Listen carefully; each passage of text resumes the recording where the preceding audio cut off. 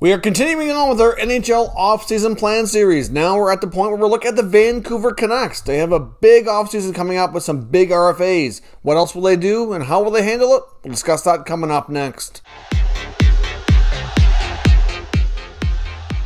So welcome back to another video here at Top Shelf Hockey. Now, as I mentioned today, we're continuing on with our NHL offseason plan series where we're reviewing and analyzing the Vancouver Canucks. The Canucks are a team that came into the season, I think, with some fairly high expectations after surprising many, maybe even themselves, in the 2020 bubble playoffs. They had some good success there, made some good progress and strides, and they had a lot of other things kind of going against them this year that kind of prevented that from continuing on. So let's take a look here at their regular season stats, including their cap space, and obviously going to look at their contracts, RFAs, UFAs. What do they have to take care of contract-wise? And what are the 5 burning questions facing this team as they really get into the full swing of the offseason here? So let's dive in now and look at their regular season statistics. So the Vancouver Canucks finished with a record of 23, 29, and 4 for 50 points.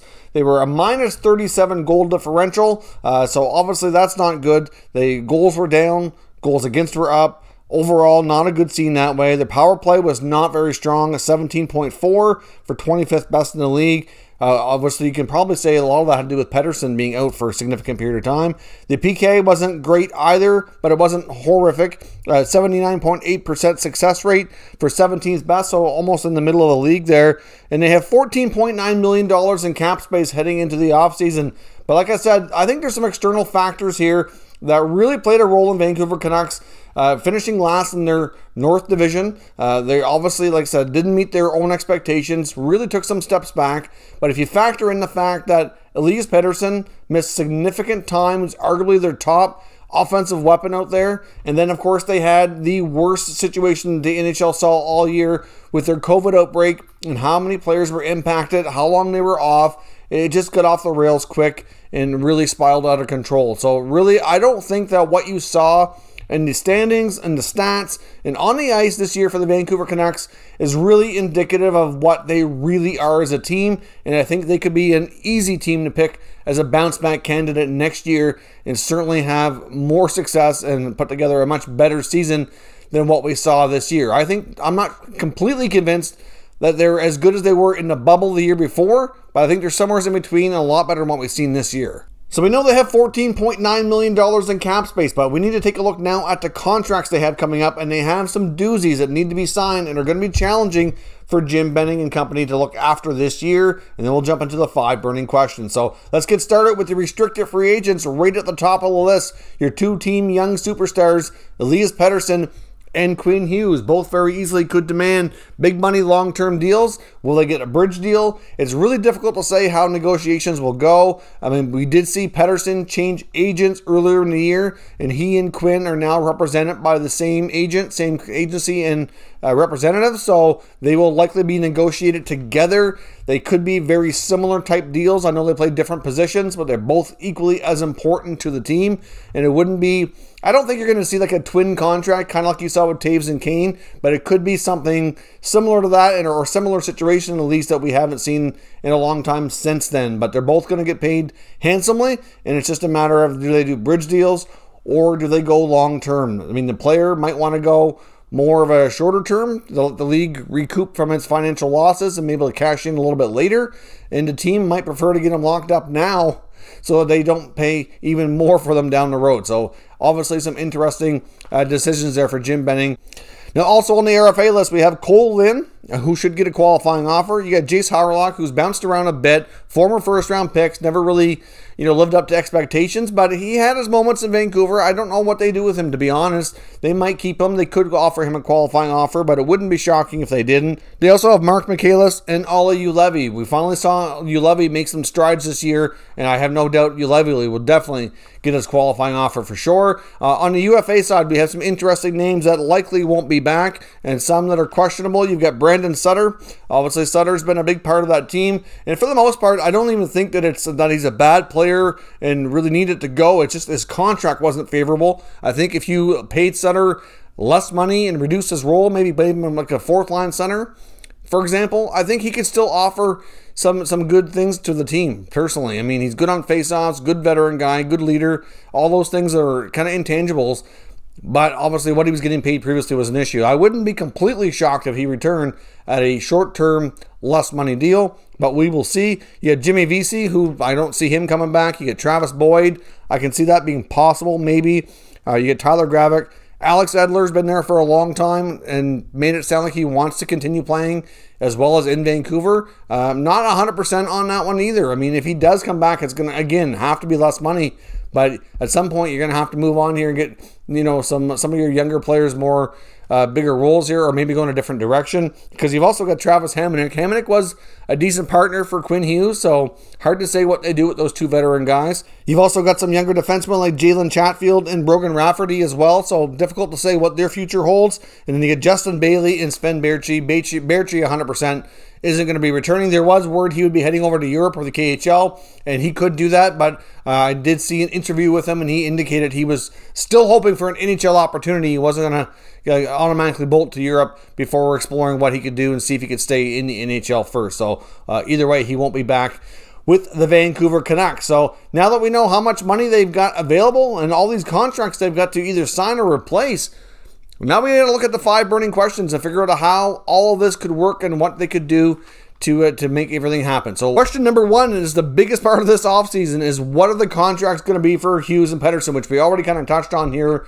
a little bit. But Jim Benning getting these contracts done is absolutely huge. Could be franchise altering. I mean, if they put themselves in a situation where they get them locked up long term, for example, if they get 7-8 year deals for these guys, that could really set the foundation. They could really, kind of predict their spending really long term as well and build around these guys. But if they only get short term deals, that might be okay in a sense, but at the same time, it's not ideal for the team. It might be ideal for the player to continue betting on themselves to get better, especially after Pettersson had a down year and missing a lot of time. I'm not sure what direction their agent's going to want to go in, but those contracts are pivotal, important pieces, and it could be franchise altering. They have to get those deals done. They have to get them done right, and that is going to be priority, or at least should be, number 1 for this team. Of course, we already saw them sign prospect Vasily Podkolzin, their first-round pick from 2019. He's already in the mix. Of course, we saw them add like a guy like Nils Hoglander, who joined the team this past year as well. They have a lot of other youth coming up behind guys like Pettersson and Hughes, so they really do have a lot of young talent to get in the lineup here, and it's already a piece of business we saw them take care of. Of course, we've already seen them extend Travis Green. That went right to the 11th hour after the season was over, but at least they know who their head coach is going to be as well. Those are some questions that would have been on my list here today, but of course, they've already been answered. I mean, I know that's when I started planning this series, those were a couple of things that I was looking at. Is Green going to be back? Is Podkolzin coming over? And at least we know the answers to those, and they're pretty important pieces here as well as this team moves forward. Next up is, could we see one or more buyouts this offseason to move on from some of these toxic veteran contracts? And I think it's a real possibility. It's pretty much a given, I think, that they will buy out Louis Eriksson and finally escape the remainder, at least on their, the most part. We can't say they're escaping it completely. That toxic contract sign in 2016, it's been an albatross for them ever since. He's down to 1 year left, so that buyout is not so bad. They will save a good amount of cap space, and I have no doubt that's going to take place. I'm sure Eriksson probably wants it as well, so he can move on. I'm not really sure if he'll get another NHL opportunity. I'd be surprised, but you never know. Teams might give him a chance on a short-term, 1 year league minimum contract or something to take a chance. It's really difficult to say. So, a lot of these players, it's not even so much like that they're a terrible player. It's when they have a terrible contract, you can't justify it, and that's why things just don't work sometimes. That contract should be bought out this offseason. They will save a fair bit of money this year, but of course have some dead cap space for 1 more year after that. And I wouldn't be completely shocked if they looked at additional buyouts for either a guy like maybe a Jay Beagle or an Antoine Roussel. I mean, I hope Jim Benning's learned his lesson signing these expensive bottom 6 contracts. I understand you need leadership. I understand you need experience, and I understand you need some guys who can play in the bottom 6 that are gritty and good on faceoffs and all those things, but you can't be paying through the nose like they've done in the past. They have to be able to move on from some of this, save some cap space because they need it to get Pettersson and Hughes signed. They have to be creative here because obviously they don't have a ton of space and they have a lot of players to look after. So moving on from some of these unfavorable deals as much as possible is certainly going to be a huge part of Benning's offseason as well. Another player that has a big question mark hanging over his head right now is Jake Virtanen. I mean, Virtanen's a younger player. He's signed. He's just came off being an RFA, signed a 2-year deal. Many thought the second year of the deal was not a great idea for the Canucks to give him, and that right now they're probably regretting it as well. However, Jake Virtanen has other off-ice legal pending issues facing him here with some pretty not so good accusations being made. So Jake Virtanen was placed on a leave of absence essentially, away from the team near the end of the season. I don't know what this is going to mean for him moving forward, but the Canucks could even look at maybe a buyout there as well. At least when you're an RFA, you don't get nearly as much of your money on a buyout. It's only a 1/3 buyout for the team instead of a 2/3 on somebody who's got UFA status and it's an older player. So obviously that could be an easy way out, but they're going to have to explore if that's even possible, depending on where things are at with his legal issues. I'm sure he'll go to the PA for support. I don't know what this is going to mean for them as far as their cap, as far as him playing. It's really difficult to say, but getting his legal issues sorted out this offseason and hopefully being able to move on from it. I hope for his sake the accusations weren't true, because obviously if they were and he all of a sudden ends up going to court or is convicted of anything, that could have other negative implications on his career. But if he can get everything looked after, like that could make, obviously for his own sake too, but the team really needs clarification on where things are heading. And if that's kind of looming, I know a lot of that's out of their control too, but they need to be able to know where things are at with him moving forward. Obviously, the Vancouver Canucks are one of many teams that are really faced with some serious questions around the Seattle expansion draft as well. I mean, you have to think when they signed Braden Holtby, they did not give him a no-move clause, specifically knowing they would have to expose him to Seattle.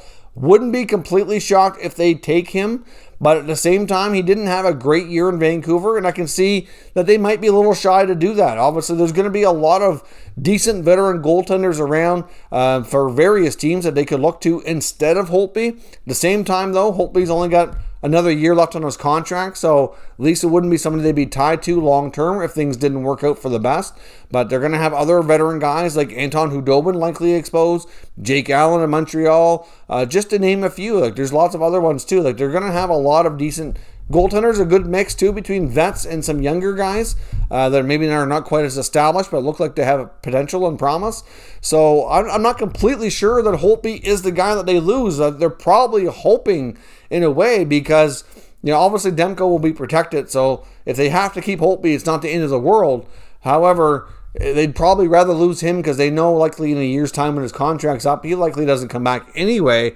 So obviously they'd rather lose him that they're going to end up parting with in a year's time than somebody else that they'd rather be more interested in keeping longer term. So it's really difficult to say what they do, but obviously the Canucks have some big decisions to make there. They could end up maybe losing a defenseman or a forward instead. It really boils down to what Seattle wants, but I think Holtby is going to be what they're pushing for here, and we'll see what Seattle ends up doing. Now, another big question here for the Canucks is, will we get an official word that the Sedin twins are joining the organization? I mean, based on recent interviews with Jim Benning after the season ended, he sure made it sound like the Sedins were more than likely joining them. I don't know if anything's really been made official yet. I haven't seen an official announcement. I am sure that if and when that happens, they would make a big fuss over it, so I'm sure that it's not quite there yet, but it's believed they will join the team in some kind of management capacity of some sorts. Obviously, I think their longer term goal would be to consider maybe running a team and being a GM or president or something to that effect, but obviously they need time to learn the ropes.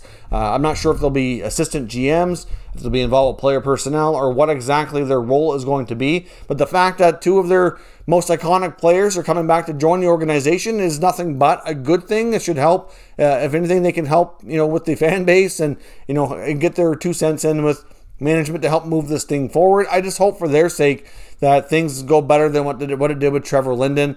That was really a shame to see how things ended. Clearly looked like there was a major divide and difference of opinion on how to do things between Linden and Benning and ownership, and just a bit of a mess there. So hopefully things go well for the Sedins. I do think Jim Benning has a lot of pressure on him. Many thought he might be fired after the end of the season. I think ownership, of course, obviously going to give him another chance here to continue on. But a couple of things. For one, he's still under contract, and a lot of teams are, fighting the financial pinch here, and they don't want to pay people or players to not play or work for them. So that gets expensive. So there's that. And secondly, I think because of the season that it was with COVID and everything they went through, it was a unique year. I don't know if there's going to be as many situations like that where you see like a GM get fired because of that. But I do think he's going to be facing a lot of pressure to get this team back on track for next year. Like I said, those Pettersson and Hughes contracts are going to be huge. And getting enough money off the books to make that happen while also looking to maybe tweak around and add other things to the team to make it better as well is only going to make a really interesting and, really difficult offseason for Benning and the Canucks here. But I do think that they can get themselves back on track and next year can be better and they can bounce back and easily outperform what they did this year with just being a normal year, staying healthy, and all those things that you kind of look forward to that you take for granted. So let me know what your thoughts are on the Canucks offseason in the comments, and we'll discuss further. If you're new to the channel, make sure you subscribe and stick around. We'll keep you up to date with all the latest news on all 32 teams, and of course, stay tuned for the remaining videos coming in this series. Thank you for watching, and I'll catch you next time.